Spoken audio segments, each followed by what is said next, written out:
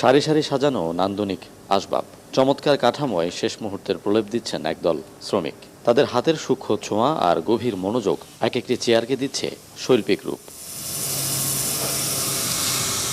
অত্যাধুনিক পরিসরে chair table তৈরির এমন কর্মযজ্ঞ চলছে চট্টগ্রাম কর্ণফুলী ইপিজেডের ট্রেন্ডেক্স ফার্নিচারে। ৩২,৯০০ স্কোয়ার ফিট জায়গা জুড়ে সুবিশাল এই কারখানা দেশের অন্যতম বৃহত্তম আসবাব কারখানা। তাইওয়ান ভিত্তিক এই প্রতিষ্ঠান ২০০৮ সাল থেকে এখানে তৈরি করে আসছে বিশ্বমানের চেয়ার, টেবিল ও ক্যাবিনেট। বিশ্বব্যাপী এখনো ফার্নিচারের বাজার কত জানেন? ৬৫২ বিলিয়ন মার্কিন ডলার, যা আগামী ৫ বছরে ৮৫০ বিলিয়ন মার্কিন ডলারে পৌঁছতে পারে। এত বড় বিশ্ববাজারে বাংলাদেশের অবদান মাত্র ০.০৩% হলেও নতুন পরিসংখ্যান আলোর পথ দেখাচ্ছে।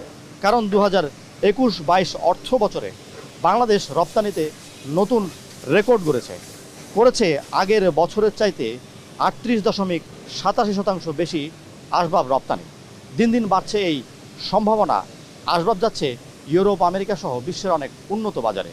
চট্টগ্রামের কর্ণফুলী ইপিজেডের এই ট্রেন্ডেক্স ফার্নিচার বাংলাদেশের ফার্নিচার রপ্তানিকে এগিয়ে নেওয়া প্রতিষ্ঠানগুলোর একটি, যেখান থেকে চেয়ার, টেবিল, ক্যাবিনেট সহ উন্নত মানের অনেক আসবাব যাচ্ছে মার্কিন যুক্তরাষ্ট্রের বৃহৎ বাজারে।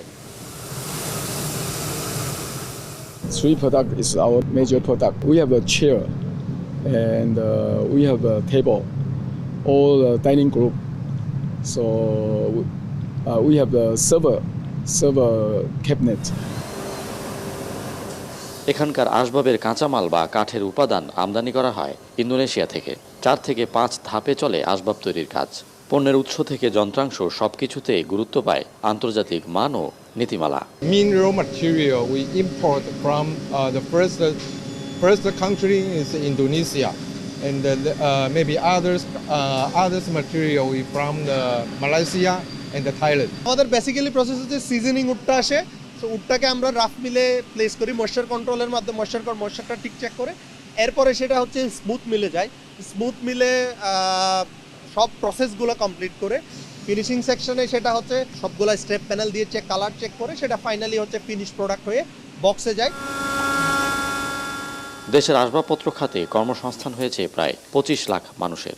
বিশ্বমানের আসবাব বানাতে এ খাতে প্রতিনিয়ত যোগ হচ্ছে আধুনিক প্রযুক্তির ব্যবহার। তৈরি হচ্ছে দক্ষ জনবল, বিশ্ববাজারে বাড়ছে বাংলাদেশের ব্র্যান্ডিং। নতুন জ্ঞান অর্জন করতেছি, নতুন প্রোডাক্ট আছে, নতুন স্যাম্পল থেকে নতুন করে কাজ করে সব প্রোডাক্ট আমরা সাপ্লাই করতেছি। অন্যান্য শ্রমিক যেরকম বেতন পাচ্ছে, যেরকম সুখ সুবিধা পাচ্ছে, আমরা এরকম সুখ সুবিধা পাচ্ছি। আমরা এখানে কাজ করতে পেরে আমরা অনেক হ্যাপি। দশকের ব্যবধানে বাংলাদেশ থেকে আসবাবপত্র রফতানি বেড়েছে ৪০০%-এরও বেশি। রপ্তানি হচ্ছে বিশ্বের ৬১টি দেশে। ২০১১-১২ অর্থ বছরে যেখানে রফতানি ছিল ২৭.১৪ মিলিয়ন মার্কিন ডলার, তা ২০১৯-২০ অর্থ বছরে দাঁড়ায় ৭৬.৪১ মিলিয়ন মার্কিন ডলারে। আর ২০২১-২২ অর্থ বছরে তা রেকর্ড ছুঁয়ে হয়ে দাঁড়ায় ১১০ মিলিয়ন ডলার।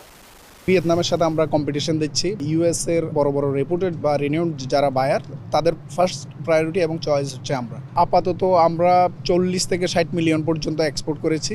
আমাদের টার্গেট হচ্ছে এটা ৮০ রিচ করা। বর্তমানে বিশ্বে আসবাবপত্রের বাজার ৬৫০ বিলিয়ন ডলারের, আর বছরে ১১০ মিলিয়ন ডলারের আসবাবপত্র রপ্তানি করে বাংলাদেশ রয়েছে ৩৬তম স্থানে। ফয়সাল করিম, এখন, চট্টগ্রাম। অন করুন ভ্যাকেশন মোড, এনার্জি সেভ করুন নিশ্চিন্তে। ওয়ালটন স্মার্ট ফ্রিজ, বোঝে আপনার প্রয়োজন।